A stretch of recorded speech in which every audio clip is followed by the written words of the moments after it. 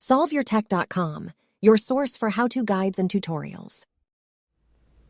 Welcome to our video about how to delete apps on iPhone 14. If this guide helps you out, then please consider subscribing and liking this video. If you want to delete an app from your iPhone 14, then there's two different ways that you can do it. The first option involves finding the app on your home screen, and then you can tap and hold on that app, and then you can select the Remove App option from this menu. Now you just need to tap Delete App, and then you can choose Delete there to confirm that you want to remove the app from the device. The second way that you can delete an app involves the Settings app. So simply find this gray gear icon, then tap it to open the Settings menu.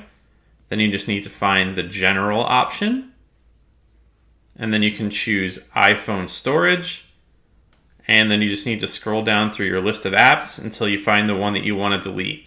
You can then select that app, and then once you get to this menu, you can tap the Delete App button, and then you can select Delete App again to confirm that you want to remove the app and its data from your device.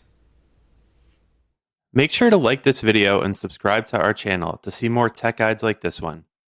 For additional information on this topic and to read the entire article, click the link in the description to visit solveyourtech.com.